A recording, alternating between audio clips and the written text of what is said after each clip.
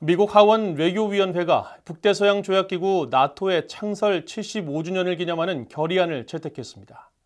북한과 러시아, 중국, 이란 간 협력 심화를 비판하면서 이들이 민주주의를 훼손하고 있다는 지적을 담았습니다. 김영교 기자가 보도합니다. 오는 7월 미국 워싱턴에서 열리는 북대서양 조약기구 나토 정상회의를 앞두고 미국 하원 외교위원회가 나토에 대한 미국의 공약을 재확인하는 결의안을 가결했습니다.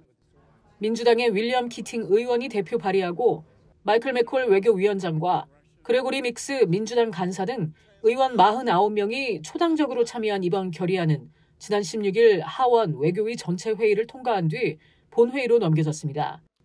결의안은 특히 북한을 비롯한 러시아, 중국, 이란 간 협력 심화 움직임을 비판하면서 나토를 통한 대서양 연안 국가 간 협력은 적들의 악의적 영향력 확산을 막는 보루 역할을 한다고 강조했습니다. 이어 러시아와 중국, 북한, 이란과 같은 권위주의 정권은 정치와 경제, 안보 분야에서 협력을 늘리고 민주주의 원칙을 훼손하며 민주적 제도에 대한 불신을 심어왔다고 비판했습니다. 결의안은 또 중국 문제에 대한 나토 동맹국 간 협력의 중요성을 강조했습니다. 나토는 중국이 유럽 대서양의 이익과 안보 및 가치에 제기하는 체계적인 도전에 대처하는 한편 중국을 억제하고 규칙 기반의 국제 질서를 옹호하는 데 있어 동맹의 신뢰를 보여주는 데 중요한 집단 방위 원칙에 계속 전념하고 있다는 겁니다. 결의안은 또 러시아에 대한 북한의 탄도미사일 등 무기 제공과 관련해 국제사회의 비판이 이어지고 있는 상황에서 우크라이나에 대한 지속적인 지원의 중요성을 강조했습니다.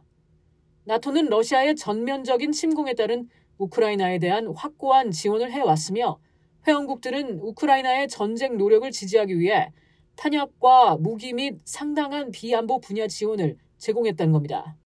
그러면서 이건 창설 75주년을 맞은 나토에 대한 미국의 전폭적이고 변함없는 헌신과 대서양 연안 국가 간 협력을 통한 집단 안보 달성이라는 목표를 재확인한다고 강조했습니다.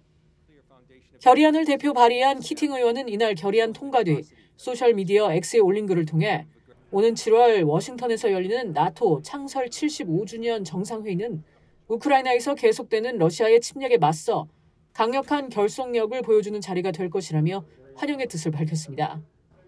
나토는 1949년 4월 4일 당시 소련의 팽창에 대응하고 유럽에서 추가 세계대전 발발을 방지하는 한편 대서양 연안 국가들의 안보 공약을 구축하기 위해 창설됐습니다.